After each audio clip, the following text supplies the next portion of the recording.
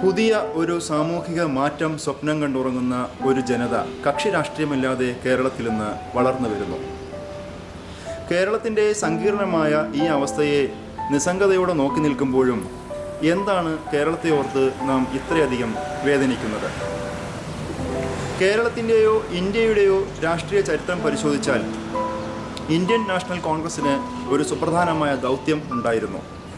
ഇന്ത്യയിലെ കോടിക്കണക്കിന് വരുന്ന ജനങ്ങൾക്ക് സ്വാതന്ത്ര്യം നേടിക്കൊടുക്കുക എന്നതായിരുന്നു ആ ദൗത്യം. ഇന്ത്യൻ നാഷണൽ കോൺഗ്രസ് ആ ദൗത്യം വളരെ ഭംഗിയായി നിർവഹിച്ചു. എന്നാൽ സ്വാതന്ത്ര്യാനന്തര ഭാരതത്തിൽ കോൺഗ്രസ് പിരിച്ചുവിടണം എന്നുവരെ അതിൻ്റെ നേതൃത്വം ജനങ്ങളോട് ആവശ്യപ്പെട്ടിരുന്നു. ഭാഗ്യനിർഭാഗ്യങ്ങളുടെ കൂട്ടത്തിൽ അത്തരമൊരു പിരിച്ചുവിടലിന് കോൺഗ്രസ് വിധേയമായില്ല എന്ന് മാത്രമല്ല, പകരം 100 വർഷത്തോടടുക്കുമ്പോഴും ഇന്ത്യൻ നാഷണൽ കോൺഗ്രസ് തന്നെയാണ് ഇന്ത്യയിലെ സുപ്രധാനമായ അല്ലെങ്കിൽ സജീവമായ രാഷ്ട്രീയ പ്രസ്ഥാനങ്ങളിൽ ഒന്ന്. കേരളത്തിൻ്റെ സാഹചര്യം പരിശോധിക്കുമ്പോൾ ഇന്ത്യൻ നാഷണൽ കോൺഗ്രസിൽ നിന്ന് വിട്ടുപിരിഞ്ഞ ദേശസ്നേഹികളായ നിരവധി പേർ കേരളത്തിൽ ഇടതുപക്ഷ പ്രസ്ഥാനങ്ങൾക്ക് രൂപം കൊടുത്തു. ഇന്ത്യൻ നാഷണൽ കോൺഗ്രസ് മുന്നോട്ട് വെക്കുന്ന ദർശനങ്ങൾ അടിസ്ഥാന വർഗത്തിൻ്റെ പ്രശ്നങ്ങൾ അഥവാ സാധാരണക്കാരുടെ പ്രശ്നങ്ങൾ പരിഹരിക്കുന്നതിൽ പരാജയപ്പെട്ടിടത്താണ് ഇത്തരം ഇടതുപക്ഷ ചിന്താഗതി ജനകീയമൊരു ഉയർത്തെഴുന്നേൽപ്പിന് കേരളത്തിൽ സാധ്യമാക്കി തീർത്തത്. 1957 ലോകത്തിൽ തന്നെ ആദ്യമായി ഒരു തെരഞ്ഞെടുപ്പിലൂടെ ഇടതുപക്ഷ ഗവൺമെൻറ് അധികാരത്തിൽ വരുന്നത് കേരളത്തിലാണ്.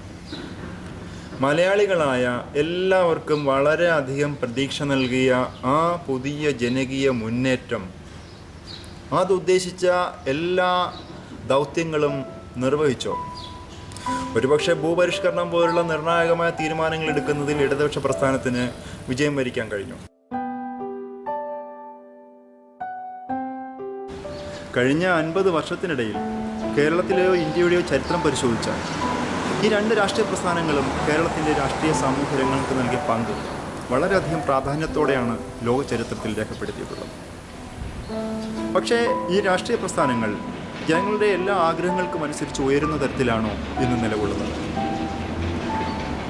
കേരളത്തിൻ്റെ ഇന്നത്തെ രാഷ്ട്രീയ സാമൂഹിക ചരിത്രം പരിശോധിക്കുമ്പോൾ വളരെയധികം ദയനീയമായി കേരളം പിന്നോട്ട് പോയിക്കൊണ്ടിരിക്കുകയാണ്.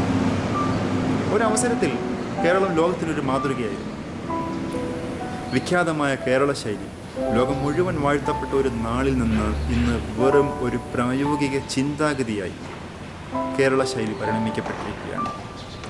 കേരളം നേടിയിരുന്ന ഈ ഭൗതിക വളർച്ച ഒരു തിരിച്ചുപോക്കിന് തന്നെ വിധേയമായിക്കൊണ്ടിരിക്കുകയാണെന്ന് സാമൂഹിക ശാസ്ത്രജ്ഞന്മാർ വിലയിരുത്തുന്നു. എന്താണ് കേരളത്തിൻ്റെ തിരിച്ചുപോക്ക്? ദൈനംദിനം നമ്മൾ കേട്ടും കണ്ടും മനസ്സിലാക്കി വരുന്ന വിവരങ്ങളെ ആഴത്തിൽ വിശകലനം ചെയ്യാൻ ശ്രമിച്ചാൽ കേരളത്തിന് അതിഗുരുതരമായ ചില രോഗങ്ങൾ പിടിപെട്ടിരിക്കുന്നതായി നമ്മൾ മനസ്സിലാക്കണം. എന്താണ് കേരളത്തിൻ്റെ രോഗം? ലോകത്തിലെ അപൂർവമായ ജനവിഭാഗങ്ങൾ ഉൾപ്പെടുന്ന നമ്മുടെ കേരളത്തിൽ എത്ര അധികം പേർ ആത്മഹത്യ ചെയ്യുന്നു?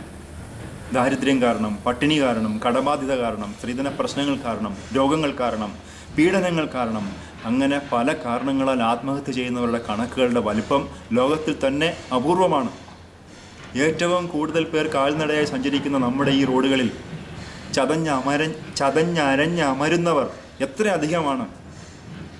ലോക നിലവാരവുമായി തട്ടിച്ചു നോക്കുമ്പോൾ നമ്മുടെ ആശുപത്രികളിൽ റോഡ് അപകടം മൂലം എത്തുന്നവരുടെ എണ്ണം എത്രയോ അധികമാണ്. അതുപോലെ നമ്മുടെ വിദ്യാലയ അന്തരീക്ഷം, ഒരു വർഷം ശരാശരി 5 ലക്ഷത്തിലധികം കുട്ടികൾ അഡ്മിഷനായി നമ്മുടെ സ്കൂളുകളിൽ എത്തിച്ചേരുന്നു. പക്ഷേ 10ാം ക്ലാസ് കഴിയുമ്പോഴേക്കും അവരിൽ പകുതിയിലധികം പേർ പഠനത്തിൽ പിന്നോക്കം വന്ന് ഏതാണ്ട് 2.5 ലക്ഷത്തിലധികം കുട്ടികൾ പരാജയപ്പെടുന്ന ഒരു ദയനീയ ചിത്രം കേരളത്തിൻ്റെ സാമൂഹിക ജീവിതത്തെ തന്നെ കാർന്നു തിന്നുകയാണ്. നമ്മൾ വിജയിക്കുന്നവരെ അല്ലെങ്കിൽ റാങ്ക് നേടുന്നവരെ വാനോളം പുകഴ്ത്താറുണ്ട്, അഭിനന്ദിക്കാറുണ്ട്. പക്ഷേ പരാജയപ്പെടുന്ന കുട്ടികളെക്കുറിച്ച് എന്തെങ്കിലും ചിന്തിച്ചിട്ടുണ്ടോ?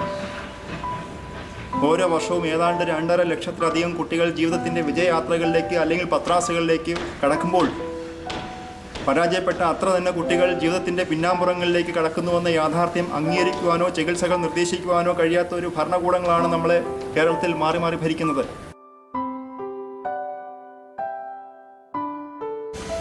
ലോകത്തിലെ പോലെ തന്നെ കേരളത്തിന് ബാധിച്ച ഒരു മാറാരോഗമാണ് പട്ടിണി. ഒരു നേരത്തെ ആഹാരം മാത്രം കഴിച്ചുറങ്ങുന്ന എത്രയോ കുടുംബങ്ങൾ ഇന്നും കേരളത്തിലുണ്ട്. ഭാര്യയും മക്കളും വിശന്ന് കരഞ്ഞുറങ്ങുമ്പോൾ അന്നുള്ള ഭക്ഷണത്തെക്കുറിച്ചല്ല, വരും ദിവസങ്ങളിൽ തൻ്റെ കുടുംബത്തിൻ്റെ പട്ടിണി എങ്ങനെ അകറ്റും എന്നതായിരിക്കും ഒരു ഭർത്താവിൻ്റെ അല്ലെങ്കിൽ ഒരച്ഛൻ്റെ ആദി. അങ്ങനെ നാളെയെക്കുറിച്ച് ഓർത്ത് ജീവിതം വഴിമുട്ടുന്ന കുടുംബനാഥന്മാർ, വിധവകൾ, മക്കളില്ലാത്ത വൃദ്ധദമ്പതികൾ, അങ്ങനെയുള്ളവർ ഉൾപ്പെട്ട നമ്മുടെ ഈ കേരളത്തിൽ മൃഷ്ടാന്നം 3 നേരം നമ്മൾ ഓരോരുത്തരും ഭക്ഷണം കഴിക്കുമ്പോൾ പട്ടിണി കിടക്കേണ്ടി വരുന്നവരെക്കുറിച്ച്, അവരുടെ മാനസിക പിരിമുറുക്കങ്ങളെക്കുറിച്ച് ഒരു നിമിഷമെങ്കിലും നമ്മൾ ആലോചിക്കാറുണ്ടോ? ഭക്ഷണം പാഴാക്കി പ്ലാസ്റ്റിക് ബാഗിലിട്ട് കെട്ടി കുപ്പത്തൊട്ടിയിലിടുമ്പോൾ അത് പറവകൾക്കും പ്രാണികൾക്കും പോലും ആഹരിക്കാൻ കഴിയുന്നില്ലല്ലോ എന്ന് ചിന്തിക്കുന്ന ഒരു മലയാളിയാകണം.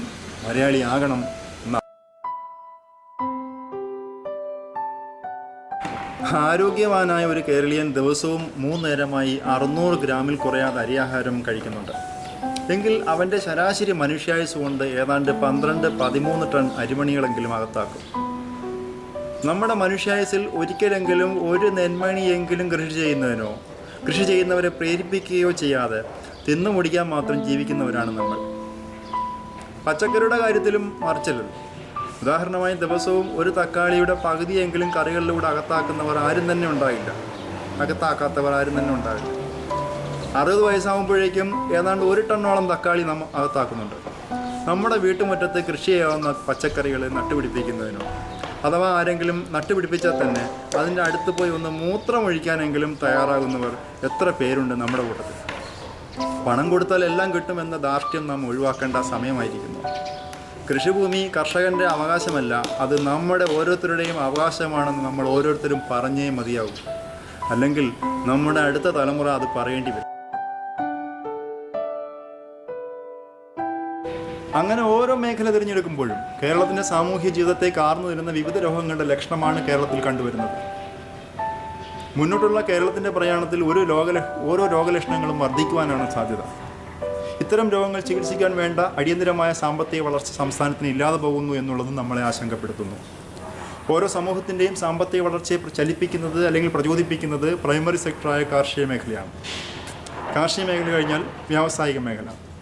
കേരളത്തിൻ്റെ കാര്യത്തിൽ ഇവ രണ്ടും പരാജയപ്പെടുന്നിടത്ത് അല്പമെങ്കിലും ആശ്വാസം നൽകുന്നത് 3ാമത്തെ മേഖലയായ സേവന മേഖലയാണ്. പക്ഷേ ഒരു സമൂഹത്തിൻ്റെ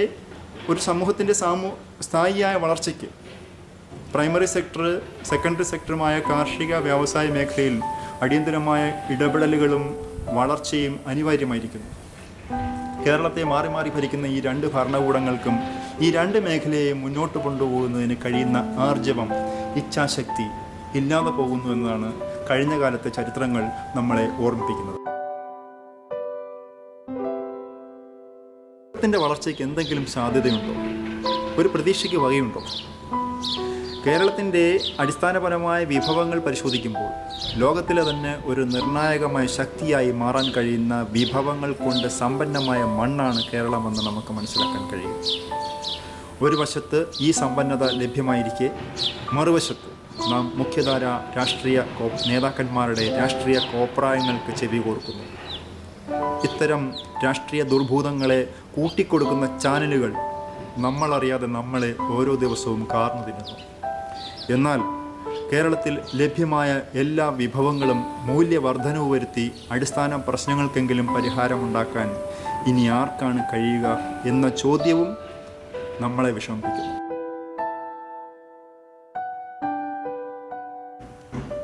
എന്താണ് കേരളത്തിൻ്റെ സാധ്യത? നമ്മൾ ഓരോരുത്തരും തന്നെയാണ് കേരളത്തിൻ്റെ സാധ്യതകൾ. കോടിക്കണക്കിന് വരുന്ന നമ്മുടെ കേരള ജനത ഒന്നാം തരം അസംസ്കൃത വസ്തുക്കളാണ്. നമുക്ക് പ്രിയപ്പെട്ട രാഷ്ട്രപതിയായിരുന്ന ഡോക്ടർ APJ അബ്ദുൽ കലാം ഒരിക്കൽ പറഞ്ഞു, നമ്മുടെ ജനസംഖ്യ ചൈനയോടൊപ്പം എത്തി നിൽക്കുന്നു. ഇത് നമുക്ക് ആശങ്കയല്ല, മറിച്ച് നമ്മുടെ മാൻ പവർ നമുക്ക് പ്രതീക്ഷകളാണ് നൽകുന്നതെന്ന്. ഈ ആഹ്വാനം സന്താനോൽപാദനം ഇനിയും പോരട്ടെ എന്നായിരുന്നില്ല. നമ്മുടെ തലച്ചോറ്, ബുദ്ധി, കൂർമ്മബുദ്ധി, ലോകത്ത് എവിടെ ചെന്നാലും എന്ത് ജോലിയും ചെയ്യുന്നതിനുള്ള സന്നദ്ധത, മറ്റൊരു രാഷ്ട്രത്തിനും അഭിമാനിക്കാനില്ലാത്ത ഭാരത സംസ്കാരം, ഇവയെല്ലാം ചേരുന്ന മനുഷ്യ വിഭവശേഷിയുടെ പ്രായോഗികമായ പ്രവർത്തനം ഇതിലൂടെ ഉണ്ടാകാവുന്ന അനുഭവജ്ഞാനം, നമ്മുടെയൊക്കെ ഈ സമ്പത്ത് ആദ്യമേ തന്നെ നമ്മൾ വിലയിരുത്തപ്പെടണം. 5 കോടിയിൽ താഴെയുള്ള കേരള ജനതയുടെ ചിന്താഗതിയെ ഒരുമിച്ച് ഒരു തലത്തിലെത്തിച്ചാൽ, ഫലസമ്പന്നമായ ഒരു തലത്തിലേക്ക് തിരിച്ചുവിട്ടാൽ, കേരളത്തിനെ ലോകത്തിന്റെ നെറുകയിലേക്ക് കൂട്ടിക്കൊണ്ടുവരാൻ നമുക്ക് കഴിയും. കേരളത്തിന് മാത്രം സമ്പന്നമായ 3000 മില്ലിമീറ്റർ മഴയും മലനിരകളുമാണ്. ഓരോ വർഷകാലം കഴിയുമ്പോഴും കേരളത്തിൽ പെയ്തിറങ്ങുന്ന ഈ 3000 മില്ലിമീറ്റർ മഴ വെറും 45 മിനിറ്റുകൾക്കുള്ളിൽ അറബിക്കടലിലെത്തുന്നു. മഴയെന്നാൽ ഊർജമാണ്. കേരളത്തിൻ്റെ ചരിഞ്ഞ ഭൂപ്രകൃതി അനുസരിച്ച് മഴവെള്ളം എവിടെ തടഞ്ഞു നിർത്തിയാലും അത് വൈദ്യുതിയായി മാറും.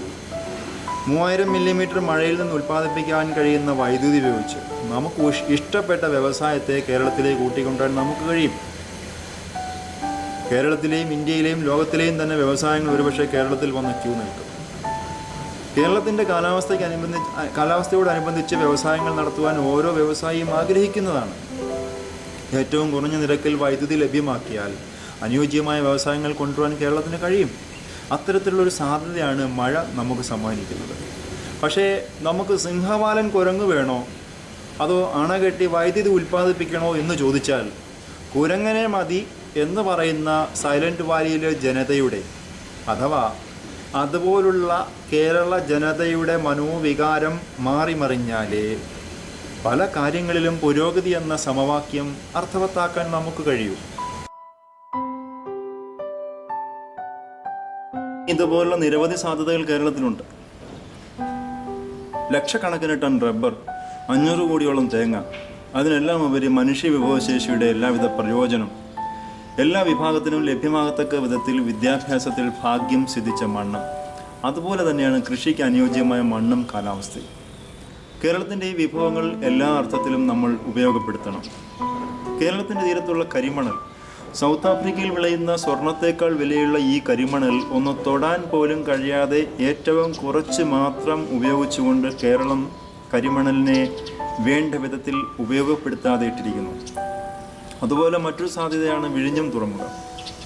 ലോകത്തിൽ തന്നെ ഏറ്റവും വലുപ്പമുള്ള കപ്പലുകൾക്ക് പോലും പ്രവേശിക്കാൻ കഴിയുന്ന പ്രകൃതിദത്തമായ കപ്പൽ ചാനലുകൾ ഉപയോഗപ്പെടുത്തിക്കൊണ്ട് വിഴിഞ്ഞം തുറമുഖം സാക്ഷാത്കരിക്കാൻ മുഖ്യമന്ത്രിയായിരുന്ന എ.കെ. ആന്റണി അന്ന് പച്ചക്കൊടി കാറി. ഇന്നേണ്ട ഒരു പതിറ്റാണ്ടോളം ആകാറാകുമ്പോഴും എങ്ങും എത്താത്തത് എന്താണ്? ആ തുറമുഖ സ്വപ്നം. അത് വഴിയാധാരമാകുന്നു. അതുപോലെ തന്നെ കയറ്റിയിറക്ക് സംവിധാനങ്ങളും സെക്യൂരിറ്റി ചെക്കിങ്ങിൻ്റെയും പേരിൽ വല്ലാർപാടം ടെർമിനൽ അനിശ്ചിതത്വത്തിലേക്ക് തള്ളപ്പെടുന്നു.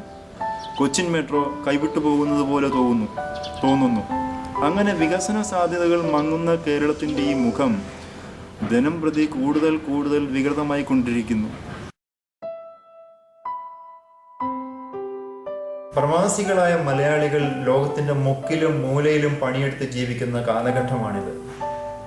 അവിടെയെല്ലാം അവൻ്റെ സാന്നിധ്യം അനിവാര്യമാണെങ്കിലും ഇംഗ്ലീഷ് ഭാഷ കൈകാര്യം ചെയ്യുന്നതിൽ പലപ്പോഴും പരാജയപ്പെടുന്നുണ്ട്. അതുകൊണ്ട് തന്നെ അവൻ മുഖ്യധാരാ സ്ഥാനങ്ങളിൽ നിന്ന് തള്ളപ്പെട്ട് വെള്ളക്കാരൻ്റെയും കറുത്തവർഗക്കാരൻ്റെയും വടക്കേ ഇന്ത്യക്കാരൻ്റെയും മുന്നിൽ ഓച്ഛാനിച്ചു നിൽക്കുന്ന അവസ്ഥയ്ക്ക് ഇനിയും പൂർണ്ണമായി മാറ്റം വന്നിട്ടില്ല.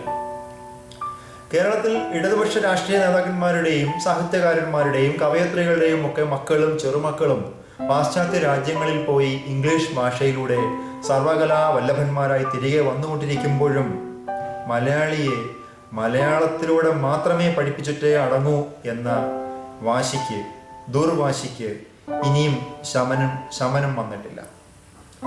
മലയാളിയെ ദിശാബോധത്തോടെ നയിക്കാൻ കഴിയാതെ മലയാള ഭാഷയെ മാത്രം സംരക്ഷിച്ചിട്ട് എന്തു കാര്യം? ദിവസം 1 മണിക്കൂറെങ്കിലും സ്വന്തം കൃഷിയിടത്തിൽ അല്ലെങ്കിൽ വീട്ടുമുറ്റത്ത് അധ്വാനിക്കാനായി മാറ്റിവെക്കണമെന്ന് ഗാന്ധിജി നമ്മെ ആഹ്വാനം ചെയ്തു. അങ്ങനെയൊരു ചിന്ത ഓരോ മലയാളിക്കും ഈ ഓർമ്മയുണ്ടായിരുന്നുവെങ്കിൽ നമ്മുടെ വീട്ടുപുരയിടത്തിൽ നമുക്കാകുന്ന തരത്തിൽ പച്ചക്കറികൾ നട്ടുപിടിപ്പിച്ച് പച്ചക്കറി ക്ഷാമത്തിന് ഒരളവ് വരെ നമുക്ക് അറുതി വരുത്താൻ നമുക്ക് കഴിഞ്ഞേനെ. മുല്ലപ്പെരിയാർ വിഷയത്തിൽ തമിഴ്നാട്ടിൽ നിന്ന് കേരളത്തിലേക്ക് പച്ചക്കറി വിളകൾ കയറ്റി അയക്കരുന്ന അവിടുത്തെ നേതാക്കന്മാർ അവരെ വിലക്കി. അതേ കാർഷിക വിളകൾ ചീഞ്ഞഴുകി വൻ നഷ്ടത്തിലേക്ക് അവിടുത്തെ കർഷകർ കൂപ്പുകുത്തിയപ്പോഴും മലയാളി നിവർന്നു നിന്ന് ഊറിച്ചിരിച്ചതേ ഉള്ളൂ. എന്താ കാരണം? 1-2% വില വർധനയിൽ പച്ചക്കറി ആന്ധ്രയിൽ നിന്നും കർണാടകയിൽ നിന്നും ഇവിടേക്ക് വന്നു തുടങ്ങി. അപ്പോഴും സ്വന്തം കൃഷിയിടം സംരക്ഷിക്കാനോ കൃഷി ചെയ്ത് തുടങ്ങാനോ അതിന് പ്രേരിപ്പിക്കാനോ ആരും തയ്യാറായില്ല. ഏതെങ്കിലും സംഘടനകൾ അതിന് തയ്യാറായിട്ടില്ല. സർക്കാർ തലത്തിൽ പ്രചോദനങ്ങൾ ചെയ്തു കണ്ടുമില്ല.